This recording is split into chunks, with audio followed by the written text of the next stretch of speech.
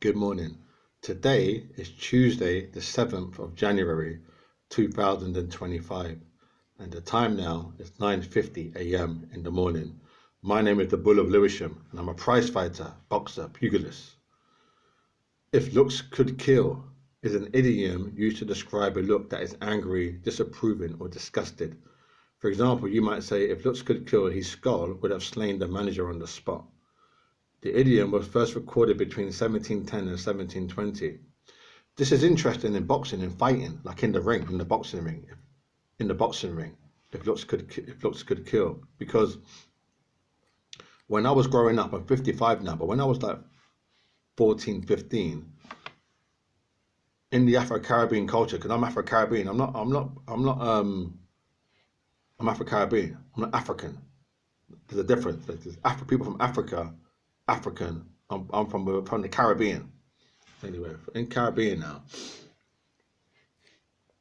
there was a lot of talk about that. People say, "Oh, so and so, that person or that brother or that guy, if looks could kill the way he looks, you know what I'm saying? That look he gave you, if looks could kill." Now, it wasn't said in a way to denigrate the person. It wasn't said um, disapprovingly, but it was just said that they were strong, that they had a spirit of strength.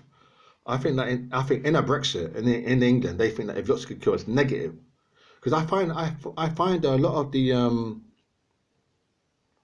lately over the last 15 years in England, they disapprove of a lot of the male assertive traits like aggression and male confidence and optimism. They seem to disapprove of that. Like, like everything, every word, every emotion, whether it's positive or negative, has a positive or negative interpretation, isn't it? So you can look at it positive, negative, but they seem to think it's all negative. Like aggression, in terms of if there's a dispute between nations, aggression, that's what they're going to use, isn't it? If it comes to that, so do you understand? So if you say it's negative and you tell people it's negative, then you're telling them, you're putting that in their mind. So come that day, come after hour, they might not respond in the way that you may want them to, because you're telling them that trait is a negative trait. Do you understand? So you may not understand, but I understand. So I'm saying I understand. You understand as a slang, or to be ridiculous, not to be ridiculous, but to say, do you understand? Because cometh the hour.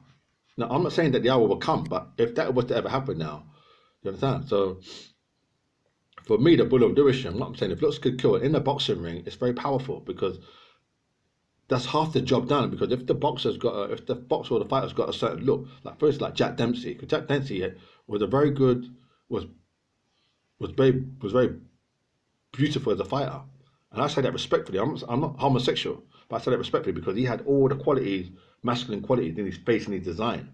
He had the right height, the right build, he had the right head of hair, the jawbone, the nose, everything was correct for a fighter. Yeah. So, and he was a fighter. He was a natural born fighter as well. So he was blessed with that as well. Yeah. So when Jack Dempsey got in the ring, he had the hard done look. You know what I mean?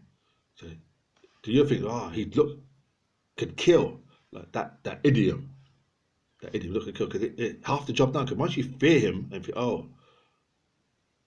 I'm talking about in a boxing ring, in a boxing match or a fight, a boxing fight, it's half the job done. Because if they feel like, you're stronger than them, because really what it's really that look is really saying is, if you study that person's look, you say, it's got a certain message to it, communication to it. It's half the job done, because you put that sense of weakness into them. They're not. They're gonna fear you. They're gonna feel like, well, you're stronger.